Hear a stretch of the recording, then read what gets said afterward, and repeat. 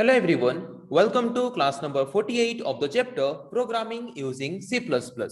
So आज के class का हमारा डिस्कशन का टॉपिक है OOP कॉन्सेप्ट्स।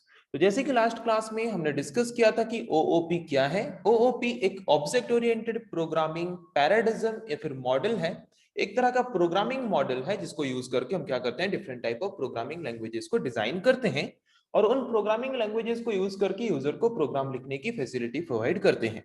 ओके, सो ओओपी और ऑब्जेक्ट ओरिएंटेड प्रोग्रामिंग एक ऐसा प्रोग्रामिंग मॉडल है जो कि रियल वर्ल्ड कॉन्सेप्ट को बेस करके प्रोग्राम लिखने की फैसिलिटी यूजर को प्रोवाइड करता है। और object oriented programming both data and function के ऊपर फोकस करता है, जबकि सी प्रोग्रामिंग लैंग्वेज जो कि एक प्रोसीजरल प्रोग्रामिंग लैंग्वेज था जो कि सिर्फ फोकस करता था फंक्शन के ऊपर। तो लास्ट क्लास में हमने ये भी देखा था कि ऑब्जेक्ट ओरिएंटेड प्रोग्रामिंग मॉडल हमें कुछ कॉन्सेप्ट प्रोवाइड करता है, कुछ real world concepts, real life concepts हमें प्रोवाइड करता है, जिन कॉन्सेप्ट्स को यूज करके हम प्रोग्राम इजीली लिख सकते हैं। ओके, इजियर वे में प्रोग्राम को रिप्रेजेंट कर सकते हैं। उन कॉन्सेप्ट्स के बारे में एक एक करके आज की क्लास में हम थोड़ा समझेंगे। तो चलिए शुरू करते हैं डिस्कशन। क्या है डिफरेंट ओप्स कॉन्सेप्ट्स जो कि हमें ऑब्जेक्ट ओरिएंटेड प्रोग्रामिंग मॉडल और object oriented programming paradigm provide करता है। So the first concept of OOP is class. A class is the major component of OOP. Object Oriented Programming Model का सबसे major, सबसे important component जो है वो है class and object, दो चीज। So class क्या है? क्लास हम क्यों यूज करते हैं? जैसे कि रियल लाइफ में क्लास का मतलब क्या है? जैसे कि सपोज आप फर्स्ट ईयर में पढ़ रहे हो तो आपका फर्स्ट ईयर का एक क्लास है, सेकेंड ईयर स्टूडेंट्स का एक क्लास है, थर्ड ईयर स्टूडेंट्स का एक क्लास है। Okay, so first year class में कौन से स्टूडेंट्स बैठते हैं? जिन सारे स्टूडेंट्स को फर्स्ट ईयर के कोर्स का रिक्वायरमेंट है वो सारे स्टूडेंट्स फर्स्ट ईयर के क्लास में बैठते हैं। जिन सारे स्टूडेंट्स को सेकेंड ईयर के कोर्स के रिक्वायरमेंट्स हैं वो सेकेंड ईयर क्लास में बैठते हैं। जिन सारे स्टूडेंट्स को थर्ड ईयर के कोर्स के रिक्वायरमेंट्स हैं वो थर्ड ईयर क्लास में बैठते हैं। मतलब जिन ग्रुप ऑफ पीपल्स को, जिन ग्रुप ऑफ स्टूडेंट्स को सेम टाइप ऑफ रिक्वायरमेंट होता है तो वो ग्रुप ऑफ स्टूडेंट्स को हम क्या बोलते हैं? क्लास। तो ऑब्जेक्ट हम किसको बोलते हैं? जैसे कि हमने ऑब्जेक्ट ओरिएंटेड प्रोग्रामिंग के बारे में पढ़ते वक्त पढ़ा था, ऑब्जेक्ट हम किसको बोलते हैं? जिसका अपना खुद का कुछ ना कुछ प्रॉपर्टी होता है। तो एक पर्टिकुलर क्लास में जितने भी स्टूडेंट्स हैं सारे स्टूडेंट्स का अपना खुद का कुछ ना कुछ प्रॉपर्टी होता है या नहीं होता है? तो हर एक स्टूडेंट को एक एक ऑब्जेक्ट हम बोल सकते हैं। Okay, and the collection of objects can be considered as class. इतने सारे सिमिलर टाइप ऑफ ऑब्जेक्ट्स को लेके हम बनाते हैं एक क्लास, जिस क्लास में हम क्या रिप्रेजेंट करते हैं?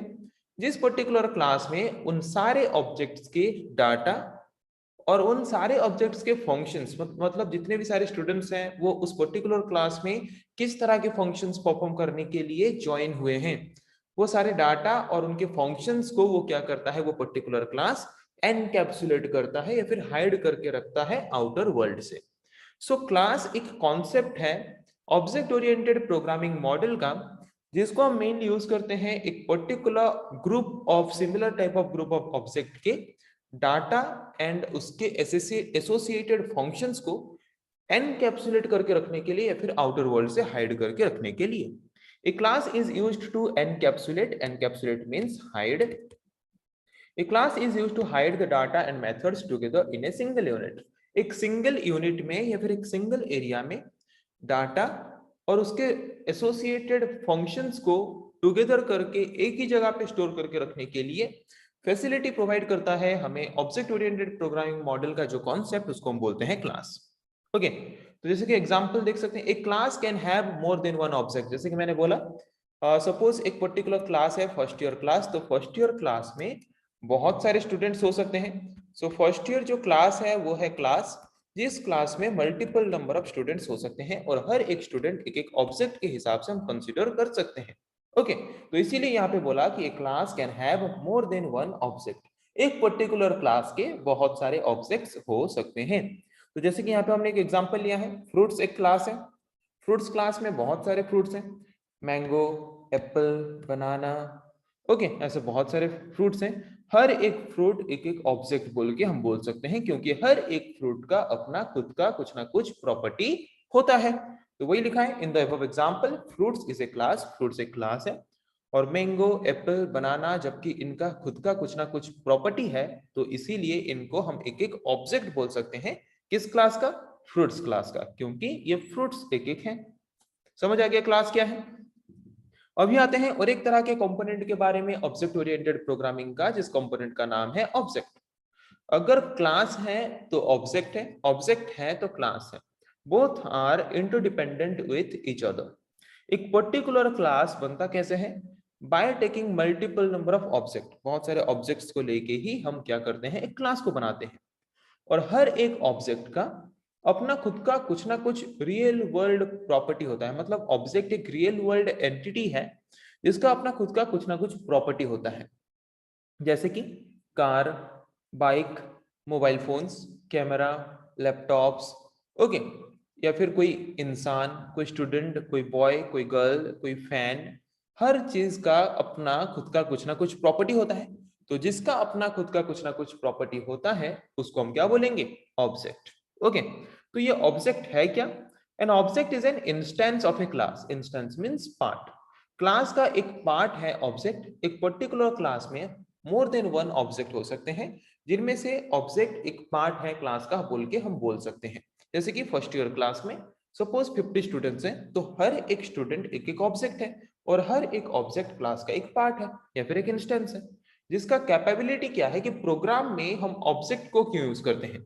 एक पर्टिकुलर क्लास के अंदर जो डाटा है, जो फंक्शंस हैं, उनको यूज करके कुछ ऑपरेशंस अगर परफॉर्म करना चाहते हैं तो उसके लिए हमें पहले एक ऑब्जेक्ट क्रिएट करना पड़ेगा। क्योंकि जो भी ऑपरेशंस परफॉर्म करेंगे उसको हमें मेमोरी में कहीं ना कहीं पे स्टोर करके रखना पड़ेगा। तो उसके लिए हमें मेमोरी लोकेशन पहले रिजर्व करना पड़ेगा। मेमोरी लोकेशन में स्पेस को कंज्यूम करना पड़ेगा, रिजर्व करना पड़ेगा। तो एक पर्टिकुलर प्रोग्राम में हम जब क्लास क्रिएट करते हैं तो वो मेमोरी में कोई भी स्पेस रिजर्व नहीं करता। कब तक? जब तक हम उस पर्टिकुलर क्लास का ऑब्जेक्ट क्रिएट नहीं कर लेते। उस पर्टिकुलर क्लास का ऑब्जेक्ट क्रिएट करेंगे तब जाके वो स्पेस रिजर्व करेगा। जैसे कि for example real life example लेते हैं, पूरा कंप्लीटली रियल वर्ल्ड एग्जांपल के साथ ही सिमिलर कॉन्सेप्ट को यूज करके इस कॉन्सेप्ट को या फिर इस मॉडल को डिजाइन किया गया है। एक particular first year class suppose मुझे बनाना है, तो वो first year class space reserve कब करेगा? मतलब वो क्लास में पूरा सारे सीट्स फुल कब होंगे? जब वहां पे स्टूडेंट्स आएंगे। स्टूडेंट्स क्या है? ऑब्जेक्ट। मतलब जब हम ऑब्जेक्ट्स को हमारे क्लास में लाएंगे तब जाके वो हमारा स्पेस रिजर्व करने वाला है मेमोरी में। सिमिलरली एक पर्टिकुलर प्रोग्राम में जब हम क्लास क्रिएट करते हैं तो वो कोई भी मेमोरी स्पेस रिजर्व नहीं करता। वो मेमोरी स्पेस तब रिजर्व करता है जब हम उस पर्टिकुलर क्लास के ऑब्जेक्ट को क्रिएट करते हैं। ओके। तो वही सेम एग्जांपल यहाँ पे लिया गया है। फ्रूट्स क्या है? क्लास। मैंगो, एप्पल, बनाना, जिनका की अपना खुद का कुछ ना कुछ प्रॉपर्टी होता है। तो ये सब क्या है? ये सब एक एक ऑब्जेक्ट्स है। ओके। अभी आते हैं नेक्स्ट कॉन्सेप्ट के बारे में ऑब्जेक्ट ओरिएंटेड प्रोग्रामिंग का, जिसका नाम है पॉलीमॉर्फिज्म। सो पॉलीमॉर्फिज्म मतलब क्या है? Polymorphism refers to the ability of object-oriented programming languages to differentiate between entities or functions with the same name efficiently. जैसे कि सपोज एक पर्टिकुलर क्लास में मोर देन वन ऐसे मतलब मोर देन वन ऐसे स्टूडेंट्स हैं जिनके नाम सेम हो सकते हैं। तो उनको हम यूनिकली आइडेंटिफाई कर पाते हैं कि नहीं? इजीली। सिमिलरली पॉलीमॉर्फिज्म मींस एक पर्टिकुलर प्रोग्रामिंग लैंग्वेज यूज करके अगर कोई प्रोग्राम लिख रहे हैं तो ऐसा चांस हो सकता है कि उस पर्टिकुलर प्रोग्राम में same type of function name more than one time use किए हों। तो उनको एफिशिएंटली सेम नाम का जो दो फंक्शंस हैं उनको कैसे हमारा प्रोग्राम कंपाइलर कंपाइल करते वक्त डिफरेंशिएट कर सके, इजीली आइडेंटिफाई कर सके, उस कॉन्सेप्ट को हम बोलते हैं polymorphism. Okay. So object oriented programming model हमें सेम फंक्शन नेम के दो अलग अलग फंक्शंस को यूज करने की फैसिलिटी प्रोवाइड करता है, और कंपाइलर इजीली आइडेंटिफाई कर पाता है दोनों फंक्शंस को individually. Then another feature or another concept of object oriented programming model is inheritance. Inheritance means what? Inheritance means जैसे कि हम लोग हमारे मम्मी पापा से इनहेरिट हुए हैं, हमारे मम्मी पापा उनके मम्मी पापा से इनहेरिट हुए हैं। ओके।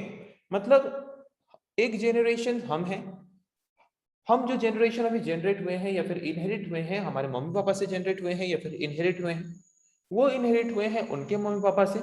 तो इनहेरिटेंस मीन्स एक पर्टिकुलर क्लास के प्रॉपर्टी को अगर हम और एक पर्टिकुलर क्लास में यूज कर रहे हैं तो उस प्रोसेस को हम बोलेंगे, उस कॉन्सेप्ट को बोलेंगे इनहेरिटेंस। जैसे कि हम हमारे मम्मी पापा के जनरेशन्स की प्रॉपर्टी को हम यूज कर रहे हैं, तो मम्मी पापा एक क्लास या फिर एक जनरेशन है और हम एक जनरेशन है, तो मम्मी पापा के प्रॉपर्टी को लाके जबकि हम यूज करते हैं, कहीं पे भी फॉर्म फिलअप करो, कहीं पे भी जाओ, कहीं पे भी एडमिशन करो, मम्मी पापा का प्रॉपर्टी यूज करते हो कि नहीं? मम्मी पापा का नाम यूज करते हो, मम्मी पापा का मतलब कोई भी डॉक्यूमेंट्स यूज करते हो, तो मम्मी पापा के प्रॉपर्टी को हम यूज करते हैं। मतलब एक पर्टिकुलर क्लास के प्रॉपर्टी को हम इनहेरिट करके और एक क्लास में यूज करते हैं। Similarly object oriented programming model भी हमें इनहेरिटेंस करने की फैसिलिटी प्रोवाइड करता है, एक पर्टिकुलर क्लास के प्रॉपर्टी को और एक पर्टिकुलर क्लास में यूज करने की फैसिलिटी प्रोवाइड करता है by using the concept of inheritance. Okay, then another concept of object oriented programming is encapsulation. Encapsulation means what? Encapsulation means it is a process of wrapping of the data and its associated function into a single entity. Okay, encapsulation एक process है जिस process के through हम क्या करते हैं, rap करते हैं या फिर हाइड करके रखते हैं किसको, डाटा को और उसके एसोसिएटेड फंक्शन को, किसका, एक सिंगल एंटिटी का या फिर एक पर्टिकुलर क्लास का। एक पर्टिकुलर क्लास के जितने भी ऑब्जेक्ट्स हैं, सारे ऑब्जेक्ट्स के डाटा को और उसके एसोसिएटेड फंक्शंस को आउटर वर्ल्ड से हाइड करके रखने के लिए ऑब्जेक्ट ओरिएंटेड प्रोग्रामिंग मॉडल हमें जो कॉन्सेप्ट प्रोवाइड करता है उस कॉन्सेप्ट को हम बोलते हैं एनकैप्सुलेशन। ओके, पता चला। जैसे कि सपोज फर्स्ट ईयर क्लास है, फर्स्ट ईयर क्लास में जितने भी डाटा है फर्स्ट ईयर क्लास का, कि जो भी एग्जाम हो रहा है उनके मार्क्स या फिर जो भी एग्जाम होने वाला है उनका डिटेल्स या फिर क्लास में हम क्या पढ़ा रहे हैं, तो ये इंफॉर्मेशन सिर्फ वही क्लास के अंदर ही रहता है, आउटर वर्ल्ड को हम शेयर नहीं करते।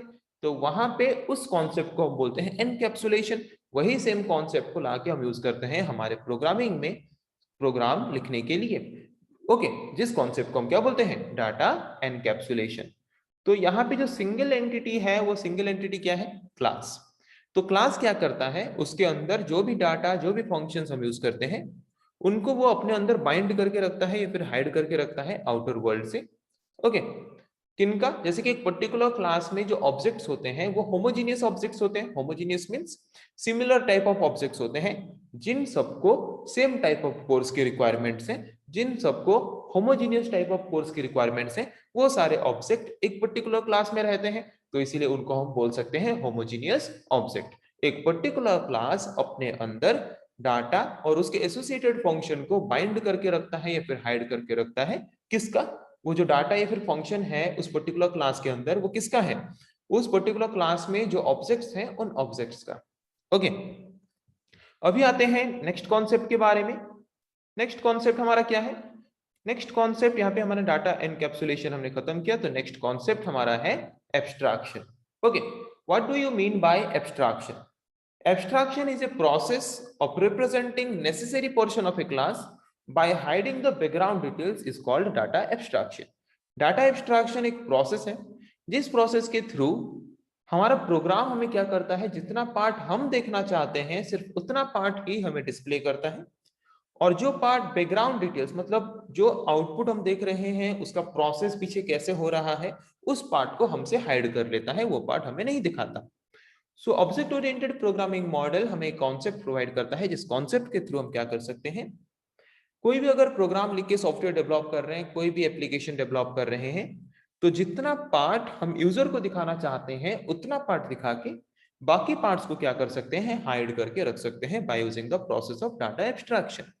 Okay, another concept of object oriented programming is method. So what is method? जैसे कि हमने पढ़ा कि एक पर्टिकुलर क्लास में डाटा होता है, उसके एसोसिएटेड फंक्शंस होते हैं।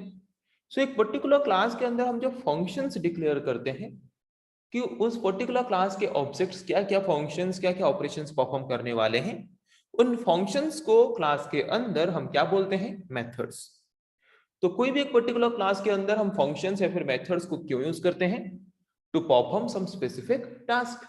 कोई भी फंक्शंस कोई भी मेथड्स हम यूज करते हैं क्यों, to perform some specific task. another concept of object oriented programming is message passing. Message passing हम करते हैं जैसे कि एक पर्टिकुलर क्लास में दो स्टूडेंट्स हैं, दोनों स्टूडेंट्स एक ऑब्जेक्ट है, तो एक पर्टिकुलर ऑब्जेक्ट अगर और एक पर्टिकुलर ऑब्जेक्ट के पास कुछ मैसेज पास कर रहा है उसको हम क्या बोलेंगे, message passing. Objects communicate with one another by sending and receiving information to each other.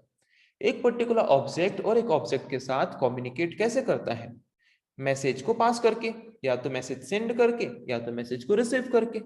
Okay, similarly programme में भी वही सेम कॉन्सेप्ट को यूज करते हैं जिस कॉन्सेप्ट को हम बोलते हैं मैसेज पासिंग। तो यहाँ पे हम मैसेज पासिंग रियल लाइफ में जैसे करते हैं प्रोग्राम में भी वैसे ही करेंगे। A message for an object is a request for execution of a procedure. कोई भी एक ऑब्जेक्ट को, कोई भी एक स्टूडेंट को अगर और एक स्टूडेंट कुछ बता रहा है, मतलब वो चाहता है कि वो दूसरा वाला ऑब्जेक्ट उसको कोई टास्क या फिर ऑपरेशन परफॉर्म करके दे जिस तरह का टास्क वो उस पर्टिकुलर ऑब्जेक्ट से करवाना चाहता है। जैसे कि मैं अपने एक दोस्त को बोल रहा हूं कि मेरे लिए ये थोड़ा लिख दे, मतलब कुछ टास्क वो परफॉर्म करे बोल के मैं उसको मैसेज दे रहा हूं, मैसेज सेंड कर रहा हूं। ओके, सो कोई भी एक पर्टिकुलर ऑब्जेक्ट को मैसेज सेंड करना मतलब क्या, कि कोई भी एक पर्टिकुलर प्रोसीजर या फिर कोई भी एक पर्टिकुलर टास्क को एग्जीक्यूट करने के लिए रिक्वेस्ट करना उस पर्टिकुलर ऑब्जेक्ट को। तो क्या करना पड़ेगा, जिस तरह का टास्क हम उस पर्टिकुलर ऑब्जेक्ट से करवाना चाहते हैं, जिस जिस पर्टिकुलर टास्क को करवाने के लिए हम उस पर्टिकुलर ऑब्जेक्ट को रिक्वेस्ट कर रहे हैं, उस पर्टिकुलर फंक्शन को हमें क्या करना पड़ेगा, कॉल करना पड़ेगा उस रिसीविंग ऑब्जेक्ट का। ओके, जिसके द्वारा वो उस पर्टिकुलर टास्क को परफॉर्म करके हमें रिजल्ट प्रोवाइड करेगा जिस तरह का रिजल्ट हम पाना चाहते हैं। सपोज मैं अपने एक दोस्त को बोल रहा हूँ कुछ लिख देने के लिए, तो मैं उसको कॉल करूंगा किस तरह के फंक्शन के लिए, टू राइट समथिंग। तो वो राइट करेगा, राइट करके मैं जिस तरह का रिजल्ट चाहता था कि वो मेरा लिख दे, वो लिख के मेरे को आउटपुट प्रोवाइड करेगा, वही लिखा है। A message for an object is, कोई भी पर्टिकुलर ऑब्जेक्ट के लिए मैसेज का मतलब क्या है, कि उसको रिक्वेस्ट कर रहे हैं कुछ टास्क परफॉर्म करने के लिए। तो अगर उसको रिक्वेस्ट कर रहे हैं कुछ टास्क परफॉर्म करने के लिए, तो उसके लिए हमें क्या करना पड़ेगा, उस जिस तरह का फंक्शन हम उससे परफॉर्म करवाना चाहते हैं उसी तरह के फंक्शन को हम कॉल करना चाहेंगे, या फिर कॉल करना पड़ेगा हमें रिसीविंग ऑब्जेक्ट के पास, जिसके द्वारा फंक्शन को कॉल करने के बाद वो उसी पर्टिकुलर फंक्शंस को परफॉर्म करेगा, और परफॉर्म करने के बाद जिस तरह का रिजल्ट हम पाना चाहते हैं उसी तरह का डिजायर्ड रिजल्ट वो हमें एज ए आउटपुट प्रोवाइड करेगा। ओके, मैसेज पासिंग इन्वॉल्व्स, जब भी हम मैसेज पासिंग वाला कॉन्सेप्ट यूज करके कोई ऑपरेशन परफॉर्म करते हैं तो वहां पे हमें क्या क्या स्पेसिफाई करना पड़ेगा, नेम ऑफ द ऑब्जेक्ट, किस ऑब्जेक्ट को हम कॉल कर रहे हैं या फिर किस ऑब्जेक्ट के पास हम मैसेज पास करना चाहते हैं, the name of the function, जिस ऑब्जेक्ट को हम कॉल कर रहे हैं या फिर जिस ऑब्जेक्ट के पास हम मैसेज पास कर रहे हैं, किस तरह के फंक्शंस को परफॉर्म करने के लिए मैसेज पास कर रहे हैं उस फंक्शन को स्पेसिफाई करेंगे, and the information to be sent. और जब भी कोई एक पर्टिकुलर ऑब्जेक्ट कुछ भी फंक्शन ऑपरेशन परफॉर्म करेगा तो वहां पे उसको इंफॉर्मेशन चाहिए उस फंक्शन को परफॉर्म करने के लिए, तो जो भी इंफॉर्मेशन चाहिए वो इंफॉर्मेशन भी हम सेंड करेंगे।